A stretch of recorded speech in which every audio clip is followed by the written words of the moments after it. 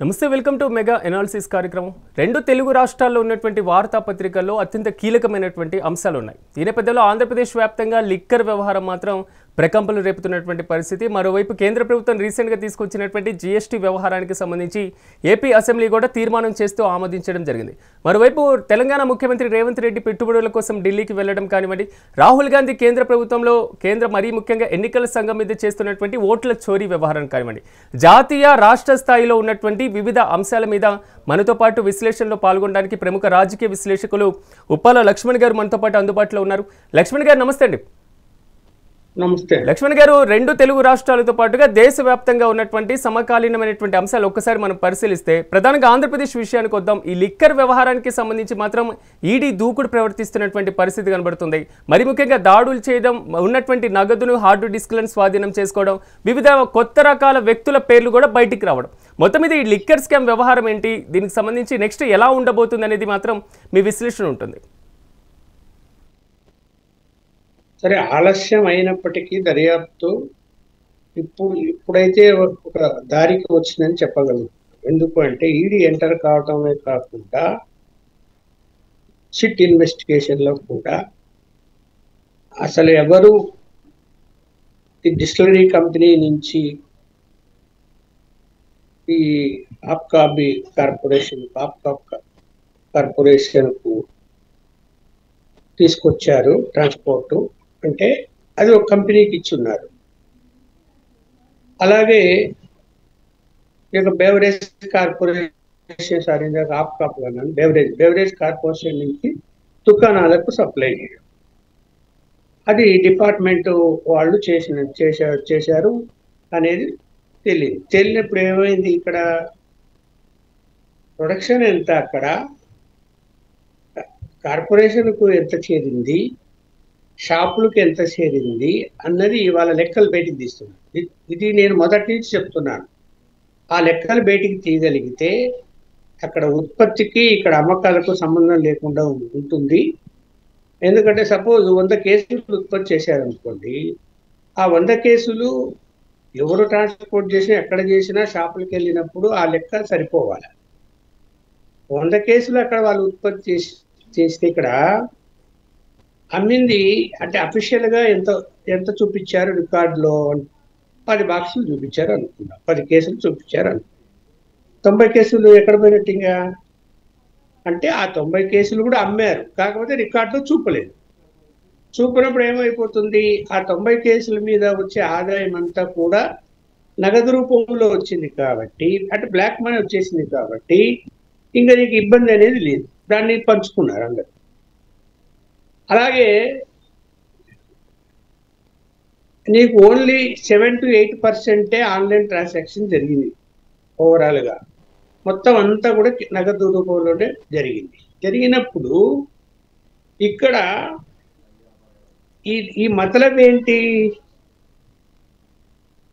ఒక కంపెనీకి డిస్టిలరీ నుంచి తీసుకొచ్చి బెవరేజ్ కార్పొరేషన్ కు సప్లై చేయడంలోనే మతలబు. ప్రైవేట్ కంపెనీకి ఎందుకు ఇచ్చారు?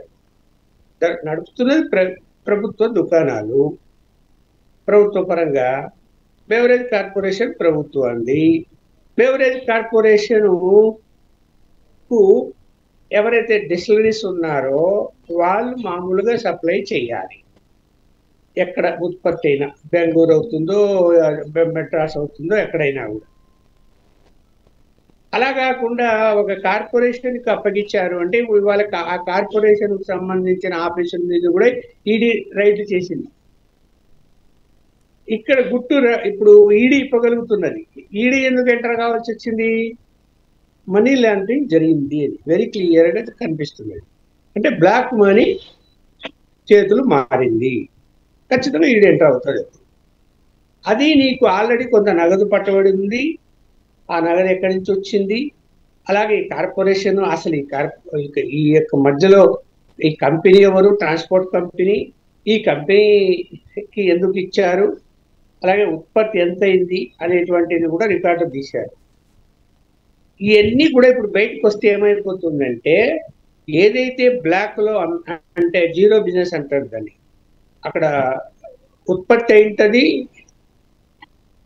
అక్కడ ఉత్పత్తి 100 కేసులు అయింది అనుకోండి, 10 కేసులు రాశాడు అనుకోండి, అక్కడ వాడు దొరికిపోతాడు. ఎట్లా దొరికిపోతాడంటే వాడు కొనే రా మెటీరియల్ ఎవరి దగ్గర కొన్నాడు, ఎంత కొన్నాడు, ఎంత వాడాడు, ఎంత పవర్ కన్జ్యూమ్ అయింది, ఎన్నిటికి ఎంత పవర్ అయిపోతుంది, ఇవన్నీ కూడా అక్కడ బయటపడతాయి. అంటే తేడా ఉంటాయి, గ్యారెంటీగా తేడాలు ఉంటాయి. ఉన్నప్పుడు ఖచ్చితంగా అది ఎక్కువ తయారు చేసి తక్కువ రికార్డులో చూపించి ఆ ఎక్కువ తయారు చేసిన మద్యాన్ని కూడా షాపుల్లో అమ్మారు. అంటే జీరో బిజినెస్ చేశారు. ఎందుకు చేశారు? నగదు కోసం చేశారు. ఆ నగదు సిస్టాన్ని తీసుకురావడం యొక్క మతలబే అది. అంటే బ్లాక్ మనీని అందరికి చేర్చాలి. ఇప్పుడు ఏం చెప్పారు? ఎన్నికల్లో దాన్ని వాడారు, చాలా చోట్ల ఇచ్చారు క్యాండిడేట్లకు అని. అలాగే ప్రతి జిల్లాలో ఇంపార్టెంట్ అంటే పెద్ద పెద్ద నగరాల్లో ఉన్న చోట వాళ్ళ యొక్క నాయకులే ఇన్ఛార్జీలుగా పెట్టి ఈ యొక్క మూటల డబ్బు వాళ్ళ ఇళ్ళకి చేరాయి అని ఏదైతే రికార్డులో చూపించారో అది మాత్రమే పొద్దున బ్యాంకులో డిపాజిట్ చేశారు. మిగతాదంతా వాళ్ళ ఇళ్ళకి చేరాయి. వాళ్ళకు ఎంత వచ్చింది, ఎవరెవరికి దాన్ని డిస్ట్రిబ్యూట్ చేయాలా అన్నది మానిటరింగ్ చేశారు ఎవరు ఈ పెద్దలందరూ కూడా. ఇప్పుడు మిథున్ రెడ్డి కూడా అందులో ఆ కోవలికి వస్తాడు.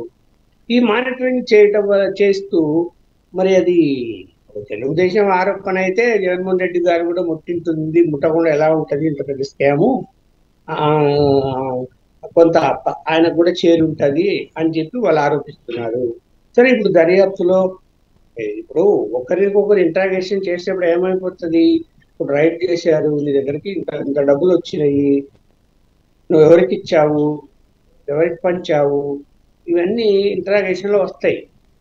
అలాగే ఒక్క పేరు వచ్చినా కూడా అందులో కొత్త పేరు ఖచ్చితంగా వాళ్ళు ఇంట్రాగేట్ చేయాలా, వాళ్ళ ఇంట్లో రైడ్ చేయాలి, బ్యాంకుల్లో అకౌంట్లు చూడాలి, ఇంట్లో క్యాష్ ఉందో చూడాలి. అలాగే వాళ్ళకి సంబంధించిన బంధువులు వాళ్ళ అకౌంట్లో కూడా చెక్ చేస్తారు, వాళ్ళ ఇల్లు కూడా చెక్ చేస్తారు. మొత్తం మీద ఈ స్కామ్ వైసీపీ ముందు నుంచి చెప్తున్నటువంటి మాట ఏంటంటే కేవలం కక్ష సాధింపు చర్యలు మాత్రమే ఇలా చేయడం జరుగుతుంది అన్నారు. ఎందుకంటే మిథున్ రెడ్డి అరెస్ట్ తర్వాత నెక్స్ట్ అరెస్ట్ ఎవరు, ఖచ్చితంగా కూడా బిగ్ బాసే ఉండబోతున్నారు అని అప్పట్లో వార్తలు వచ్చాయి. కొంతవరకు వైసీపీ నేతల దగ్గర కూడా ప్రతిఘటన ఎదురవ్వడం జరిగింది.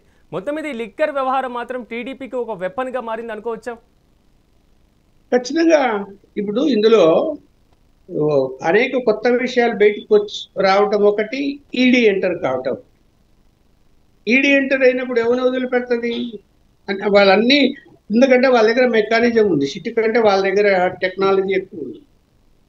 అకౌంట్స్ చెక్ చేయడంలో కానీ, ఫోన్లు ట్రాప్ చేయడంలో కానీ, ఇప్పుడు ఫోన్లు సీజ్ చేస్తారు. ఆ ఫోన్ నెంబర్ నుంచి ఎవరు, ఇప్పుడు నాకు సంబంధం లేదు నేను అంటాను, నా ఫోన్ సీజ్ చేస్తారు. అందులో వెరిఫై చేసినప్పుడు నాకు సంబంధం తెలుస్తుంది కదా, ఎందుకు వాళ్ళతో మాట్లాడావు, రోజు మాట్లాడావు అంటే నీకేం సంబంధము రోజు మాట్లాడడానికి, లావాదేవీలు ఉన్నట్టే కదా అని చూస్తారు. అలాగే నాకు సంబంధించినటువంటి ఆస్తులు పెరిగాయి అనుకోండి, ఉన్న పొలంగా పెరిగాయి, లేకపోతే నగదు దొరికింది, ఎక్కడి నుంచి వచ్చింది అంటే ఏం చెప్తారు, ఏం సమాధానం చెప్తారు? నువ్వు ఎలా సంపాదించావు, ఏం బిజినెస్ చేస్తున్నావు? అలాగే ఇందులో దాదాపు 20 పైన సెల్ కంపెనీలకు ట్రాన్సాక్షన్ జరిగింది అనేది కూడా చెప్తున్నారు. ఆ కంపెనీల లిస్టులన్నీ తీశారు, అవి ఎక్కడున్నాయి, బినామీ ఎవరు, ఎప్పుడు రిజిస్టర్ చేశారు, ఎంత మనీ ట్రాన్సాక్షన్ జరిగింది, అవన్నీ ఇప్పుడు తీస్తున్నారు ఈడీ. ఖచ్చితంగా సెల్ కంపెనీలలో మనీ ట్రాన్సాక్షన్ జరిగి ఉంటే పక్కా ఎవిడెన్స్, అది తప్పించుకోవడానికి లేదు. ఇప్పుడు ఆ కంపెనీ ఎవరిది? ఇప్పుడు ఎక్కడికో వెళ్ళారు, ఆ కంపెనీ ఉందని చెన్నైలో, ఆ కంపెనీ అక్కడ లేదు, అడ్రస్ అక్కడ ఉంది, ఆ అడ్రస్ ఉంది. అలాగే బెంగళూరు చూపించారు, హైదరాబాద్ చూపించారు. ఆ కంపెనీలు ఉండాలి కదా అక్కడ, ఎప్పటి నుంచి రిజిస్టర్ అయినప్పటి నుంచి ఉండాలి కదా, ఉన్నాయా లేవా, ఉంటే ఏమి యాక్టివిటీ చేశారు, ఏం బిజినెస్లు చేశారు, ఇంత మనీ ఎలా వచ్చింది, ఇవన్నీ కూడా ఖచ్చితంగా బయటికి వస్తాయి. ఇది ఇది ఈడీ దిగటం వలన దీనికి ఒక రూపం వచ్చింది, అంటే స్కామ్కి ఒక రూపం క్లియర్గా కనపడుతున్నది అని నేను అంటున్నాను. ఓకే, లక్ష్మణ్ గారు, ఇంకో కీలకమైనటువంటి అంశం ఈరోజు వచ్చినటువంటి ఇష్యూస్లో ఏపీ అసెంబ్లీ సమావేశాలు నిన్నటి నుంచి ప్రారంభం అవ్వడం జరిగింది. దీంట్లో తొలి రోజుల భాగంగా జీఎస్టీకి ఆమోదం తెలుపుతూ ఏదైతే రీసెంట్గా వచ్చినటువంటి జీఎస్టీ సవరణలు కూడా సభ ఏకగ్రీవంగా ఆమోదించడం, మరోవైపు శాసనమండలిలో కూడా యూరియా అంశం మీద వైసీపీ వాయిదా తీర్మానాన్ని ఇవ్వడం, కొంతవరకు శాసనసభలో వైసీపీ మాత్రం గైర్హాజరు కామన్గా అవుతున్నటువంటి సిచ్యువేషన్. మొత్తం మీద ఏపీ అసెంబ్లీ సమావేశాల ఇష్యూకి సంబంధించి ఎలా చూడాలంటారు? ఓ జిఎస్టి గురించి ఇప్పుడు భారతదేశం అంతా కూడా అందరూ కూడా ప్రతిపక్ష పార్టీలు కూడా అభినందిస్తున్నాయి. ధరలు తగ్గుతాయి రేపు 22 నుంచి అన్ని కూడా ఒక సెక్టర్ కాకుండా అన్ని సెక్టార్లు కూడా తగ్గించేశారు. సో అది మంచి పరిణామము. ధరలు ఒక్కసారి పెంచారు అన్నది బాగా కేంద్రం మీద వ్యతిరేకత ఉండే జనంలో ఇవాళ 22 తర్వాత తెలుస్తుంది. అంటే ఏమి రేట్లు తగ్గాయి, అరే మనం 20 రూపాయలు పెట్టి కొడితే ఈరోజు 15 రూపాయలకే దొరుకుతున్నది అంటే 5 రూపాయలు సేవ్ అయినట్టే కదా. అవన్నీ కూడా జనంలో 22 తర్వాత డిస్కషన్ వస్తుంది. ఆ ధరల గురించి జనాభిప్రాయం ఎలా ఉంటుందో మనం చూడగలుగుతాము. అసెంబ్లీలో న్యాచురల్ గా కూటమి ప్రభుత్వం కాబట్టి వాళ్ళు రిజల్యూషన్ పాస్ చేశారు. కాంగ్రెస్ పార్టీ అధికారంలో ఉంటే వాళ్ళు ఏం చేయరు అనుకోండి, వీళ్ళు చేస్తారు, చేయాలి తప్పదు కదా, కూటమిలో ఉన్నారు కాబట్టి. అలాగే అసెంబ్లీకి జగన్మోహన్ రెడ్డి రాకపోవడం వేరు, మిగిలిన ఆయన 10 మంది శాసనసభ్యులు రాకపోవడం వేరు. అదైతే కరెక్ట్ కాదు. ఖచ్చితంగా అందరూ అటెండ్ కావాలి. ఒకవేళ జగన్మోహన్ రెడ్డి నేను స్పీకర్ ముఖం చూడలేను, నేను చంద్రబాబు నాయుడు గారి ముఖం చూడలేను, నాకు అలర్జీ, వాళ్ళ ముఖాలే చూడకూడదు, నేను ఎందుకంటే రాను అని అనుకున్నారు అనుకోండి, మిగతా 10 మంది వాళ్ళని కూడా ఎందుకు ఆపుతున్నాడు ఆయన? అసలు ఇప్పుడు శాసనసభ్యులుగా ఎన్నికైంది దేనికి? ప్రజా సమస్యలను పరిష్కరించడానికి. దానికి వేదిక ఏది? అసెంబ్లీ. వేరే వేదిక ఎక్కడుందిగా? అసెంబ్లీలో ఖచ్చితంగా నిన్న చూశాం కదా మనం, అధికార పక్షం వాళ్ళే కొన్ని పనులు జరగకపోతే ప్రతిపక్ష పార్టీలాగా నిన్న ప్రశ్నోత్తరాల సభలో నిలదీశారా లేదా? మంత్రులు సరైన సమాధానం చెప్పారా లేదా? వాళ్ళే అడుగుతుంటే సమాధానం చెప్తున్నప్పుడు ప్రతిపక్ష శాసనసభ్యులు అడిగితే సమాధానం చెప్పారా? చెప్తారు కదా. స్పీకర్ చాలా స్పష్టంగా చెప్పాడు మొన్న అసెంబ్లీ స్టార్ట్ అయ్యే ముందు రోజు, అయ్యా మీరు అటెండ్ కాండి, మీకు తగిన ప్రాధాన్యత ఇస్తాము, మీకు మాట్లాడడానికి అవకాశం ఇస్తాము, అలా ఎప్పుడు ఇవ్వకుండా ఏమి ఉండము, మైక్ ఇస్తాము, మేము న్యూట్రల్ గానే ఉంటాను అని చెప్పాడు. చెప్పినప్పుడు అటెండ్ కాకుండా ఎగ్గొట్టడం ఏంది? నాకు అర్థం కాలేదు. ఇక్కడ ఉండొచ్చు, భీష్మించుకొని ఎన్టీ రామారావు అప్పట్లో కాలేదు, భీష్మించుకొని చంద్రబాబుకు వ్యక్తిగతంగా అవమానం చేశారు కాబట్టి ఆయన రాలేదు. ఇప్పుడు జగన్మోహన్ రెడ్డికి ఏం అవమానం జరిగింది? ఇంకా ఆ రోజు వచ్చాడు, మొదటి రోజు ప్రమాణ స్వీకారం చేశాడు, సంతకం పెట్టాడు, వెళ్ళిపోయాడు, రానేలేదు. నువ్వు అటెండ్ కా, నువ్వు ఖచ్చితంగా ఇతర పార్టీల వాళ్ళు ఒకరి గెలిచిన మొదటి బెంచ్లోనే కూర్చోబెడతారు. మీరు 11 మంది ఉండాలి. జగన్మోహన్ రెడ్డి మొదటి బెంచ్కే కేటాయిస్తారు, వెనకలు ఏం కేటాయించరు. ఎందుకంటే ఒక సంప్రదాయం పాటిస్తారు. ఎవరైనా కూడా ఉండొచ్చు, కోపం ఉండొచ్చు, వ్యతిరేకత ఉండొచ్చు, కానీ సంప్రదాయాలు ఎందుకు వదులుతారు? కూర్చోబెడతారు. ఒకవేళ కూర్చోబెట్టలేదు, ఏదైనా వీళ్ళు తప్పు చేశారనుకోండి, జనం ముందుకు వెళ్ళొచ్చు, మాట్లాడచ్చు, చెప్పొచ్చు. అదే అసెంబ్లీలోనే క్వశ్చన్ అడగచ్చు. ఇది ప్రజా సమస్యలను ప్రశ్నించేటువంటి వేదికను వదిలేసి ఇంకా ఏం చేయగలుగుతారు వీళ్ళు? ఆ 10 మంది శాసనసభ్యులు నాకు తెలిసిన సమాచారం మేరకు అయ్యా బాబు అటెండ్ అవుదాము అని మెజారిటీ సభ్యులు అడుగుతున్నా కూడా ఆయన వద్దని చెప్తున్నాడని నిన్న సాయంత్రం కూడా మీటింగ్ పెట్టుకున్నాడు. మరి ఏం జరిగిందో ఇంకా వివరాలు రాలేదు బయటికి, వాళ్ళు ఏమడిగారు అని చెప్తున్నారు. అటెండ్ కావాలా? ఇప్పుడు 60 రోజుల తర్వాత స్పీకర్ నిర్ణయం తీసుకుంటారు కంటిన్యూగా అటెండ్ కాకపోతే. ఇప్పుడు ఈ సెషన్ కాదు, రేపు శీతాకాల సెషన్లు కాదు, మళ్ళీ బడ్జెట్ సెషన్ కూడా జరగాలంటే 60 రోజులు కంప్లీట్ కావాలి. ఇంకా అయ్యే పరిస్థితులు లేవు, ఇక్కడ సమయం పడుతుంది అనుకో. కానీ అటెండ్ కాకుండా ఉండి మీరు 60 రోజులు దాటిన తర్వాత మీరు పదవులు పోగొట్టుకొని చేసేదేముంది? మళ్ళీ గెలుస్తారని నమ్మకం ఉందా? అంత ప్రభుత్వం మీద అంత వ్యతిరేకత ఉందా? అధికారంలో ఉన్నటువంటి పార్టీ మనం చూసాం కదా, పులివెందుల్లో జడ్పీటీసీ పోలీసులు తీసుకొచ్చారు, రిగ్గింగ్ చేసుకున్నారు. రేపు వదులుతారా మీరు? మీ 10 అసెంబ్లీలలో ఊరుకుంటారా అధికారం చేతిలో ఉన్నప్పుడు? ఇవన్నీ ఆలోచించుకోవాలి. నేను ఏదైతే అంటే ప్రజాస్వామ్యాన్ని గౌరవించాలి, అదొక వేదిక, దాన్ని బహిష్కరించడం ఎందుకు? అక్కడ ఇప్పుడు ఆ శాసనసభ్యులు కూడా అనేక సమస్యలు వాళ్ళ నియోజకవర్గంలో పేరుకుపోయి ఉంటాయి. అక్కడ క్వశ్చన్ చేయగలిగితే దానికి సమాధానం వస్తుంది. ఇవన్నీ ఆలోచించాలి జగన్మోహన్ రెడ్డి గారు ఇప్పటికైనా. ఎస్, ఇంకోటి లక్ష్మణ్ గారు, దేశవ్యాప్తంగా ఓట్ల చోరీ అనేటువంటి అంశం ప్రజెంట్ హైలైట్ అవుతుంది. రాహుల్ గాంధీ నిన్న కూడా స్టేట్మెంట్ ఇవ్వడం జరిగింది. ఇప్పటివరకు ఎలక్షన్ కమిషన్ అన్నటువంటి ఆయన దొంగ ఓట్లను కేంద్ర ఎన్నికల ప్రధాన అధికారి జ్ఞానేష్ కుమార్ మాత్రమే రక్షిస్తున్నారు అని బహిరంగంగా కామెంట్స్ చేయడం జరిగింది. మరోవైపు కర్ణాటక అసెంబ్లీ నియోజకవర్గాలకు సంబంధించి నా దగ్గర సాక్ష్యాలు ఉన్నాయి, ఖచ్చితంగా మరికొన్ని రోజుల్లో మాత్రం మరో ఆటం బాంబు నేను పేలుస్తాననేది మాత్రం రాహుల్ గాంధీ కామెంట్. మొత్తం ఇది ఎలక్షన్ కమిషన్ సంబంధించినటువంటి వ్యవహారం. రాహుల్ గాంధీ నిజంగా ఆధారాలు ఉన్నాయంటారా, లేదా ఎలక్షన్ కమిషన్ ముందు ఎందుకు నిరూపించలేకపోతున్నారు? ఇప్పుడు ఏం ఆధారాలు ఉన్నాయండి, నాకు అర్థం కాలేదు. ఇప్పుడు ఓటు తీసేశారు, చనిపోయినా కూడా బతికున్నా కూడా చనిపోయారని తీసేశారు. ఈ ప్రధాన అంశాలు. సరే, కొన్ని చోట్ల తక్కువ మంది, కొన్ని చోట్ల ఎక్కువ మంది. బీహార్లో అయితే 60 లక్షల మంది అని చెప్తున్నారు. దాని మీద ఎంక్వైరీ చేస్తున్నారు. ఇక్కడ ఎలక్షన్ కమిషన్ చీఫ్ ఆయన ఎక్కడ ఉంటాడు? ఢిల్లీలో ఉంటాడు.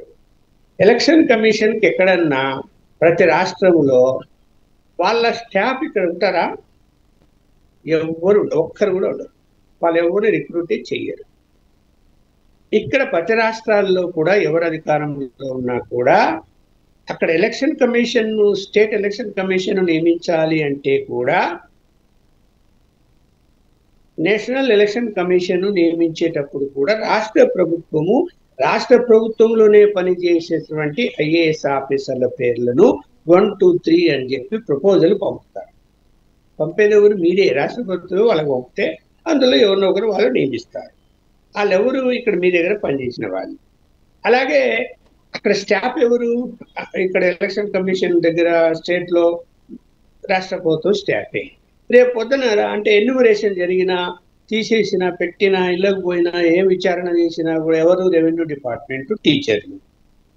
వాళ్ళంతా ఎవరు? రాష్ట్ర ప్రభుత్వ స్టాఫ్. ఇక చీఫ్ ఏం చేయగలుగుతాడు? వాళ్ళని కంట్రోల్ ఎవరిది? రాష్ట్ర ప్రభుత్వ కంట్రోల్ ఉంటారు వాళ్ళందరూ కూడా. అంత ఈజీగా ఊరికనే తీసేస్తారా? ఇప్పుడు సమస్య ఎలా వస్తుంది అంటే, సెటిలర్స్ ఇప్పుడు బీహార్ ఉంది, ఎక్కువ వాళ్ళు బీహార్ నుంచి ఉపాధి కోసము దేశవ్యాప్తంగా వెళ్ళిపోతారు. వాళ్ళు వెళ్ళిపోయి సంవత్సరాల తరబడి రారు. ఎప్పుడో వాళ్ళకి అవకాశం ఉన్నప్పుడు మన ఊరికి పోదాము అని 2 నెలలకు 3 నెలలకు ఒకసారి పోయి ఒక 10 రోజులు, నెల రోజులు ఉండి వస్తారు. అది కూడా వాళ్ళ తల్లిదండ్రులు అందరూ ఉంటే చూడ్డానికి. ఇప్పుడు అలా వెళ్ళిపోయిన తర్వాత నీకు ఆన్లైన్ సిస్టమ్ ఇప్పుడు వచ్చింది. ముందు కథ వదిలేద్దాం. ఇప్పుడు ఆన్లైన్ సిస్టమ్ ఉంది. ఆన్లైన్ సిస్టంలో నీకు ఓటరుగా ఉప్పల్ లక్ష్మణ్ ఫలానా ఇంట్లో ఉన్నాడు అని ఉంది. వెరిఫికేషన్ వచ్చింది, రీవెరిఫికేషన్ అన్ని కూడా మళ్ళీ వెరిఫికేషన్ చేయాలి కదా. చేయకపోతే ఎట్లా ఉన్నారో లేదో, చచ్చిపోయారా ఉన్నారా లేదో అని చూడకుండా కొత్త ఓటర్ అప్లై చేసుకుంటాడు. దాన్ని కూడా ఇంటికి పోయి వెరిఫై చేస్తారు. అప్లై చేస్తే వెళ్తారా ఇంటికి? లేరని చెప్తారు. వాళ్ళు ఎక్కడ పోయారు ఏమో మాకు సమాచారం లేదు, 2 సంవత్సరాలు అన్నారు అనుకోండి, వాడు తీసేస్తాడా లేదా? లేరని చెప్పి లేరని రా. అలాగే బాడిగ ఇల్లు ఉందనుకోండి, ఇల్లు మారారు అనుకోండి ఇంకో చోటికి, ఆ బాడిగ ఇంట్లో వాళ్ళు ఓనర్ ఏం చెప్తాడు? ఏమోనండి వాళ్ళు మా దగ్గర బాడిగకున్నారు, వెళ్ళిపోయారు, ఇక్కడ లేరంటే ఏమైపోయింది? ఎక్కడ పోయింది? వానికి తెలుస్తుందా? ఆ ఊర్లో ఉన్నారా, వేరే ఊర్లో ఉన్నారా అని ఎట్లా తెలుస్తుంది? చెప్పరు వెళ్ళిపోయేవాళ్ళు. ఎవరో ఒకరు చెప్పారనుకుంటే పక్క వీధిలో పోతారని, ఆ పక్క వీధిలో ఉన్నారంటే ఎక్కడైనా ఎత్తుకుతారు? వాడికి ఎందుకు? వానికి ఏం పట్టింది? ఇంట్లో లేరు, వాడికి కావాల్సింది ఎవిడెన్స్. ఇంట్లో లేరు రాసిస్తారు. అలా నీకు దాంట్లో కాంగ్రెస్ ఓటర్లు, బీజేపీ ఓటర్లు, తెలుగుదేశం ఓటర్లు అని ఉంటారు ఎక్కడైనా? అసలు ఓటింగ్ అనేది రహస్య విధానం మంది, బయటికి చెప్పకూడదు. ఎవడో దిక్కుమాలను అప్పుడప్పుడు చెప్తుంటారు, చెప్పకూడదు చట్ట ప్రకారము. అలాంటప్పుడు నీకు మా కాంగ్రెస్ ఓటర్లు తీసేశారంటున్నాడు ఆయన. కాంగ్రెస్ ఓటర్లు అనే వాళ్ళు ఉంటారా? ఎన్నికలు వచ్చినప్పుడు ఏ పార్టీకి ఓటేయాలా, ఎవరికి? ఇప్పుడు గతంలో కాంగ్రెస్ వేసినోడికి బీజేపీ ఓటేస్తాడు, బీజేపీకి వేస్తాడు. బీజేపీకి వేసినోడు మళ్ళీ కాంగ్రెస్కి వేస్తాడు. వాళ్ళ యొక్క ఆలోచన విధానాన్ని బట్టి జరుగుతున్న పరిణామాలు, పరిపాలనను చూసి అరే మళ్ళీ బీజేపీ ఉండాలంటే బీజేపీకి వేస్తారు, లేదు కాంగ్రెస్కు రాని అనుకుంటే కాంగ్రెస్కి వేస్తారు. అంతేగాని మా ఓటర్లు అంటాడు ఆయన. మీ ఓటర్లని నువ్వు ఎలా అంటావు? వాళ్ళని కాంగ్రెస్ ఓటర్లని వాళ్ళు ఏమైనా ఇంట్లో స్టాంప్ పెట్టుకుంటారా నేను కాంగ్రెస్ ఓటర్ని? లేదంటే నువ్వేమైనా ఐడి కార్డు ఇచ్చినావా మా ఓటర్ అని? అలా జరుగుతుంది. ప్రజాస్వామ్య వ్యవస్థలో జరగదలా.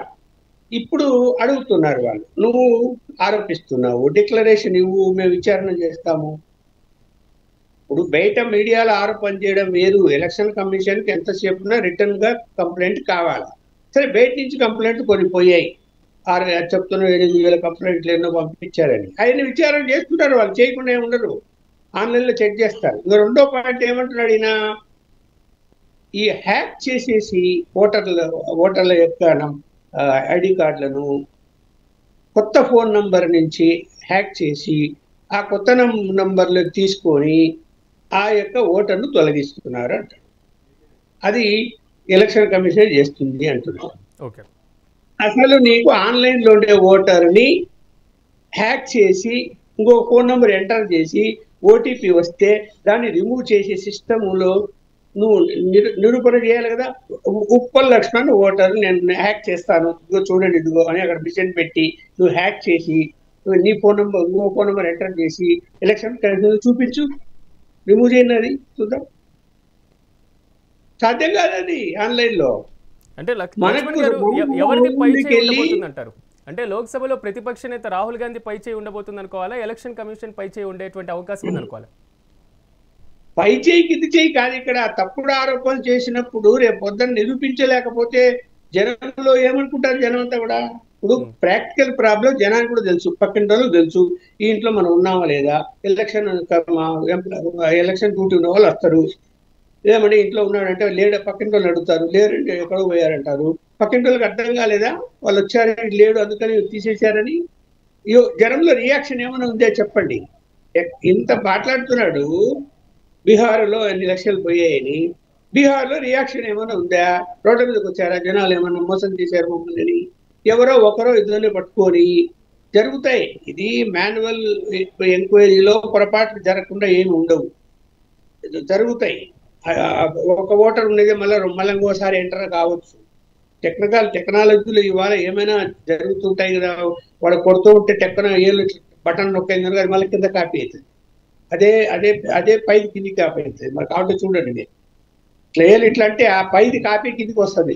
అంటే పైన చూసుకోకపోతే పైన ఉంటుంది, కింద ఉంటుంది ఓటర్ పేరు. సీరియల్ నెంబర్ పక్కన మారుతుంది, ఆటోమేటిక్గా సీరియల్ నెంబర్ మారుతుంది. ఇవన్నీ ప్రాక్టికల్ ప్రాబ్లమ్స్. ఇప్పుడు ఎవరు తప్పులు చేస్తున్నారు? ఎంప్లాయీస్ చేశారు, టీచర్లు చేశారు అనుకున్నాం.